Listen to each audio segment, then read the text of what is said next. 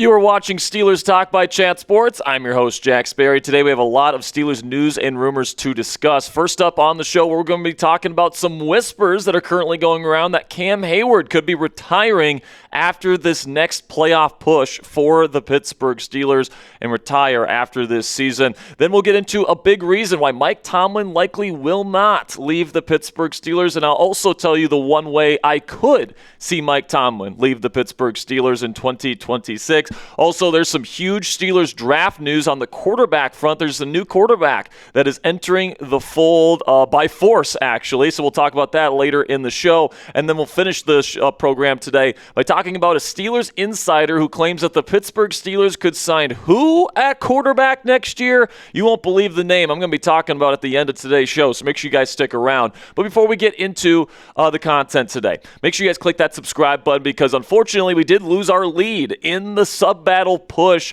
with Texans today, our Texans channel here at Chat Sports. And we've done a great job this week, man. 643 of you guys have clicked that subscribe button this week. Greatly appreciate you guys. But now we are 12 subscribers behind the Texans this week. The losing host has to owe the other host a steak dinner. And, of course, Jeremy Chuggs is the host of our Texans channel. So I'm hoping that I can get a free steak dinner from my friend Jeremy Chuggs. And new viewers, I am counting on you guys to click that subscribe button. If you love the Pittsburgh Steelers, do you guys want free Steelers content every single day? That's what we provide for you guys right here on Steelers Talk. So if that interests you, help us beat the Texans this week and click that subscribe button. All right, let's get into our top story here this evening, talking about, excellent defensive tackle Cam Heyward, one helmet guy. He's going to retire a Pittsburgh Steeler eventually. The question is, will he retire at the end of this season or next? And there are some rumors starting to swirl around here that Cam is considering retirement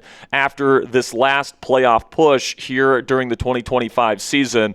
And, Cam, fought for more money this year, which is, in retrospect might be a signal that, even though he's got 2 years left on his deal, he wanted more money this year so that he could finish his career with a little bit more green in his pocket. And apparently he delivered what was a really emotional speech before the game last week versus the Baltimore Ravens. A number of players talked about that speech and how it really rallied the whole team together before the season finale at Acrisure Stadium there in Week 18. And Connor Heyward, his brother, actually had this to say about it earlier this week. He says, his speech touched everybody. When I was hearing the speech, I was thinking, I don't want this to be the last one. I'm not saying he's going to retire, but he's older, and the reality is that you don't know how many more of these he's going to get. Not this year, but I'm glad that we have one more playoff game is what he's discussing there. And Mark Caboli, who currently works for the Pat McAfee Show's their Steelers correspondent, said today on Twitter that he's buying the rumors that Cam Heyward could be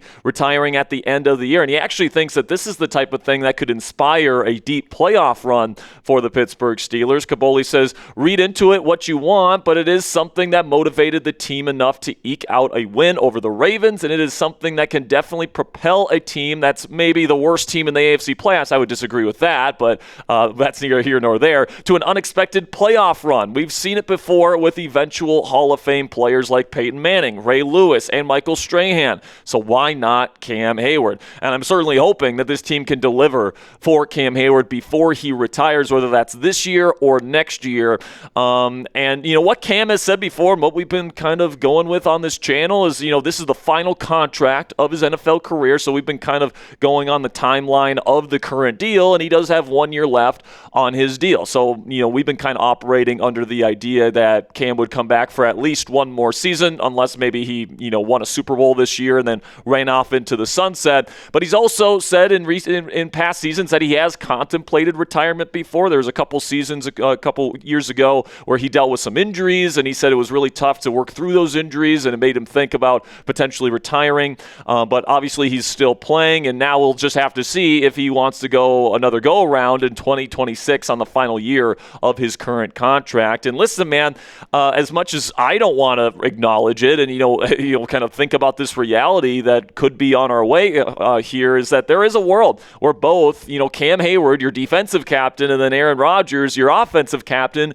retire. And if that happens, obviously there's going to need to be a lot of new leadership. And if both of the team captains on either side of the ball are, retiring and leaving the organization and leaving the National Football League, at least in terms of their capacities as players, what does that mean for Mike Tomlin? Could we see the true head of the snake here in the Steelers building, Mike Tomlin, leave as well? And of course, we see Mike Tomlin, Aaron Rodgers, Cam Heyward all walk off the field together after every Steelers win. Could they be walking off the field together at the end of this season in terms of their tenures as Pittsburgh Steelers all at the same time? And, just think about it, man. If Pittsburgh decides, okay, Cam's retiring, Aaron is retiring, we're going to start fresh and rebuild with a new, younger quarterback and all those different things. Is that something Mike Tomlin wants to do again and try and rebuild this thing from the ground up again here in Pittsburgh? Or maybe a change of scenery would be something that he would welcome, and especially if he could go to a team already with an established quarterback, maybe with a win-now roster. There's not many opportunities like that in the NFL, but if Tomlin became available, I do think there would be some rumblings about potentially some other teams maybe even opening up their job for Mike Tomlin to potentially come in. And if Tomlin does leave, I do think this would be the reason. If Mike Tomlin voluntarily walks away from the Pittsburgh Steelers, I think it's going to be because the team approaches him, says, we want to rebuild, we want to draft a new quarterback. And usually, guys, when you draft a new quarterback, it takes you about, at least 2 to 3, but usually around 4 years before you can realistically expect to compete for championships again. Like, does Mike Tomlin want to do another 1, 2, 3 years of developing a young guy, and then on the chance that that quarterback does succeed, I have to wait 4 years or 3 years before we're really talking about this team as a legit Super Bowl contender again? I don't know if Mike Tomlin wants to stick around for that long to do another rebuild here with the Pittsburgh Steelers. I'll also say, does Tomlin really want to take his chances in the wilderness, though? Because, today's sports culture is very impatient, all right, with social media, all this different stuff. Coaches get fired on a dime, all right? We've seen, a lot of coaches be one and done in the National Football League in recent seasons. And, even a guy like an 18-year veteran like John Harbaugh, you miss the playoffs 1 year, you're out in Baltimore, right? So, Mike Tomlin actually talked about this on the Rich Eisen show this week and how he kind of laments that this is the new culture in the National Football League. He says, I just have so much respect for Harbs. Our stories will forever be interwoven in terms of him being let go. Unfortunately, I just think it's a component of today's sports culture. I just think it's a larger example of today's sport culture in terms of not a lot of patience and the entertainment component of what it is that we do. I'm sure we all would like to be Don Shula or Tom Landry, but I think those days are gone. In fact, if anybody is going to touch Don Shula or Tom Landry, it would be Tomlin himself, who's currently in his 19th season. If he wants to come back for a 20th season, it sounds like the Pittsburgh Steelers are more than willing to let that happen. But also, another thing to consider is that Coach T does seem to really love his current setup. He appreciates how stable the Pittsburgh Steelers organization is. He loves the history of the job, and he just, as he likes to put it, man, he needs it. This is what he had to say to Rich Eisen earlier this week. He says, first of all, I'm certainly really appreciative of the work environment that I've been in for 19 years and the stability and the steadiness of our ownership. But man, I'm tunnel visioned. As a leader, I'm called upon to serve these guys, and NFL players' careers are very short, so I certainly can't seek comfort in the longevity of my career. I work with guys who have very short careers, and I tend to always mirror that urgency. I think it's disrespectful not to have that level of urgency when I lead them. Very rarely do I delve into big picture perspectives or appreciate the longevity component of what I've been able to do. There's just so many things that are waiting for me today, this week, that demand my attention. And that's one of the things I actually appreciate a ton about Mike Tomlin is I think his focus is in the right place. He's not worried about things down the road or in the past. His focus is very much on his current team, that current week's matchup, all that different stuff. I think that's what's made him such an effective and stable head coach in this league.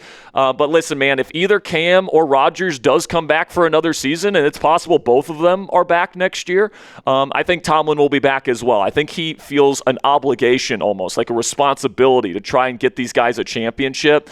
And if either of them decide to come back in 2026, I can almost assure assure you Mike Tomlin will be as well. So scale it for me down there in the comment section. What is the percent chance that Mike Tomlin is back in 2026 as the head coach of the Pittsburgh Steelers for a 20th consecutive season? Put it on a scale of 0, meaning no chance he's back, to 100, meaning there's no chance he leaves. Let me know what you guys think down there in the comment section. For today's pinned question, in just a second here, I'm going to tell you about our sponsor today. While I tell you about our sponsor, give me a number between 0 and 100. And with that, celebrate the AFC North Championship for the Pittsburgh Steelers here in 2025 with either a t-shirt or a hat to commemorate what is going to go down as one of the more memorable Pittsburgh Steelers seasons in a very long time, just because you bring in a top 5 quarterback all time and Aaron Rodgers at 42 years old, and he leads you to a division championship, your first in 5 years. It's the first that I've experienced as the host of this channel, so it's going to have a special place in my heart for sure. If you guys want to check us out, you guys can go chatsports.com/AFC North. By the way, this is the officially licensed gear that was worn by the players on the field at Acrisure Stadium last Sunday. So if you guys want a piece of Steelers history, you want to remember this season forever, go chatsports.com/AFC North to make it happen today. Now we'll shift our focus here to the NFL draft in 2026 as Ole Miss quarterback Trinidad Chambliss, he put in a waiver claim trying to get another year of eligibility so he could return to school for, I believe it would be a 7th year in college football, which is just nuts. It's like Tyler Shuck levels of eligibility, but he has been denied, so which means that unless he wins his appeal or if the NCAA for some reason decides to reverse their decision, that means that Chambliss will have to enter the 2026 NFL draft, where he would, of course, be eligible to be taken by the Pittsburgh Steelers. Now, there's a report out there that Chambliss does intend to sue the NCAA, and we'll just have to see what ends up happening there. In terms of that lawsuit, and if the NCAA buckles and gives him that final year of eligibility. I can't remember if it was 6 or 7. I think it might be 6 next year if he ends up coming back. But this could be a blessing in disguise for a guy like Trinidad Chambliss, because if he comes back to school for another year, he's going to be like the Tyler Shuck of next year's class, where he's going to be like 24 years old, and he's not already the biggest guy in the world, right? So it's not like Shuck, where he had like first round caliber tape at Louisville last year, but he was 25 and had a bunch of injuries. Next year, if Chambliss comes out, he's going to be small and old, and those are two things you do not want to be coming into the NFL draft. Now, you look at Chambliss's profile, he is 23 years old, so he is already on the older side of quarterback prospects if he does, in fact, have to come out, which looks like he'll have to, and he's also a little bit undersized. He's only 200 pounds. You'd want a little bit more beef on Chambliss, but that's just not the case with his profile. Maybe that's why he wanted to go back to school, so he could have another year to beef up a little bit, but if he goes back to school another year, he could be, a really, really old prospect. So maybe this is a blessing in disguise, because especially after the performance he just put out there in the college football playoff, I know they just lost yesterday to Miami, but he really clutched up in that fourth quarter, made some awesome plays, where a lot of quarterbacks would crumble. I mean, he pretty much put the team on his back against one of the best defenses in the country in the Georgia Bulldogs. That same defense that completely obliterated Ty Simpson and the Alabama Crimson Tide, Trinidad Chambliss, led them to victory against that same defense, right? So I think Chambliss is a really fun prospect, because you look at his profile, he's got awesome playmaking instincts. He can scramble. He's got an awesome ability to throw on the run. He's a plus rusher as well. I wouldn't say he's dynamic necessarily like a Lamar Jackson or Jaden Daniels, but he's certainly good enough to scoot for a first down when needed. And also the arm talent is really fun, can throw from a bunch of different arm angles and platforms. He's got awesome touch on his deep pass, man. Like he just drops it right into a bucket with awesome accuracy. And then the clutch factor. This guy's demeanor is so poised under the bright lights of even the college football playoff with the season on the line, and he was able to deliver in the clutch time and time and time again. Nearly led them to a touchdown drive with 18 seconds to go in that game against Miami just last night. But the size is going to be a concern, no doubt about that. It's also a very college Patriots-esque offense with a lot of screens and RPOs, so it's not a pro-style offense. He's going to have to learn that style of passing once he gets into the league. And then also, he doesn't have a rifle arm. It's not like he's Josh Allen or Patrick Mahomes out there where he's going to fit it into those super tight windows. He's going to have to be, a really good mental processor and anticipatory thrower if he's going to be a starter in the league, and that's already coming, with him being older, and it's coming with him being at a size disadvantage. So for me, I think he's a pretty clear number 4 quarterback in this class. I would actually personally go Dante Moore. And guys, I haven't gone through all the tape yet, but I've watched a couple games of each of these guys, and I like Dante Moore over Fernando Mendoza personally. And then Ty Simpson, I think, is pretty clearly the number 3 right now. And yeah, I would take Simpson over Chambliss in terms of, who I would take in order. But like, if you're giving me a choice between Ty Simpson at like 20 or 21 versus Trinidad Chambliss in round 2 or round 3 even, like, I think I might take my chances with Chambliss on day 2. And I would certainly consider taking this kid in round 2 if I'm the Pittsburgh Steelers. He's certainly somebody that's got some talent to him. Now, the lack of true gun of an arm does worry me a little bit in the AFC North, but this is a kid that's gone through a lot in his life and in his football journey, and, it really is an inspiring story, and this guy's got that poise that you look for in your starting quarterback. He's got, a great demeanor, great leadership about him as well, so that's a positive to his profile. This is a guy where if he falls to day 2, if I'm the Pittsburgh Steelers and I'm looking for a younger quarterback to develop, he's certainly somebody that I'm looking at if I'm Omar Khan. So what say you guys? Let me know down there in the comment section. Would you spend a round 2 pick on Trinidad Chambliss if you're the Pittsburgh Steelers? Give me a yes or a no down there in the comment section. Speaking of quarterbacks that could be brought here to Pittsburgh in 2026, Mark Kaboly, he's back. He thinks that Pittsburgh could seriously consider signing Davis Mills to be their starting quarterback next season, the backup quarterback for the Houston Texans. He did go 3-0 in the 3 games he started for Houston this year. This is what Kaboly had to say. I believe it was on Pittsburgh radio this week. If Aaron Rodgers does not sign next year and retires and the Steelers are looking for a quarterback, look for them to go after Davis Mills. Tomlin didn't really go into depth about C.J. Stroud during his weekly press conference, but Davis Mills. Maybe Tomlin doesn't really think C.J. Stroud is that guy. I'm also, and then when it comes to what he's referring to there, Mike Tomlin did give Davis Mills some praise on Tomlin Tuesday. This is what the head coach of the Steelers had to say about Mills. I'm also very respectful of the veteran presence that Davis Mills provides. He went 3-0 this year as a starter. He threw 5 touchdowns and 1 interception over the course of that span, and I just think that's when you're able to absorb the negativity of playing without your starting quarterback and maintain your offensive rhythm and take care of the football. I just think that's an asset to a collective, and to be quite honest with you, I think that 3-game stretch that he had was really the catalyst for this 9-game stretch that the Texans are on right now. So, there's the question. Could Davis Mills be kind of the next, Ryan Tannehill type for Arthur Smith? Somebody that was delegated as a backup, then he goes, to work with Arthur Smith, and all of a sudden he's a starting level quarterback that's capable of getting 33 touchdowns in a season and leading a team to a number 1 seed in the AFC. Well, it would be great if that were the case. I just don't see that being a possibility with a guy like Davis Mills. And personally, guys, I am not a fan of this strategy. I'm sorry, Mark. I just can't see Davis Mills being, a legitimately good option for the Pittsburgh Steelers. And, I don't doubt that Mike Tomlin, isn't going into this week completely, crapping on Davis Mills. And I'm sure they're preparing for Mills in the event C.J. Stroud goes down with an injury. But, you take a look at his numbers this year, and for as much, praise as Mike Tomlin wants to give Davis Mills, he's been one of the worst quarterbacks in the National Football League this year from an efficiency standpoint. He's 38th in adjusted EPA per play, 40th in success rate, 43rd in completion percentage over expected, 38th in on-target percentage, 40th in yards per attempt efficiency with less than 6 yards an attempt. All right, he's 38th in turnover-worthy play percentage. So even though he's got that just 1 interception, he's throwing the ball in harm's way a lot more than that at a 4.4 clip. That's more than his big-time throw percentage. This is not the stat line of a starting quarterback in the National Football League. And frankly, guys, if you sign him to be your starting quarterback next year here in Pittsburgh, I get that he's got a strong arm and he's got the frame that you look for.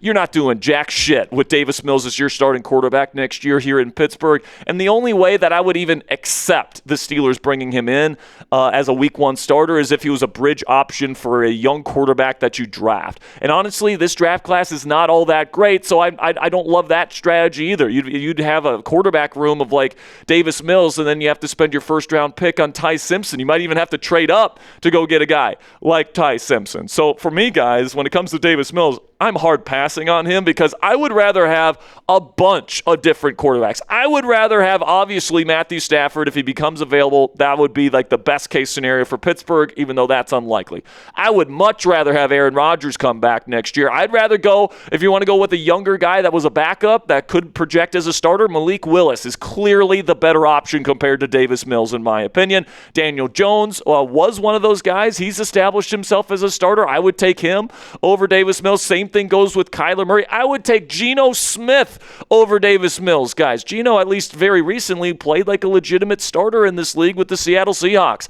I would take Mac Jones, who has had a better season than Davis Mills. I would take Jacoby Brissett, who has been a longtime bridge quarterback, who had a better season than Davis Mills this year. And then, frankly, guys, I would take these guys over Davis Mills as well because at least they have some long-term upside. Davis Mills, to me, guys, is just like a high-end backup. At least with a guy like Anthony Richardson, Justin Fields, who, by the way, has been in the building before, Will Howard, and Will Levis. These guys at least have a twinkling of hope that these guys could, reach their upside in the future. With Davis Mills, you kind of get what you get with him. You get a long neck. You get, some pretty decent backup quarterback play, but a starting quarterback capable of winning in the postseason, no freaking way. So let me know what you guys think down there in the comment section. Would you sign Davis Mills to be Pittsburgh's QB1 next year? Type S if you would sign him, or type P if you would pass on him. For me, I'm typing my P down there in the comment section. I'm sorry, Davis Mills.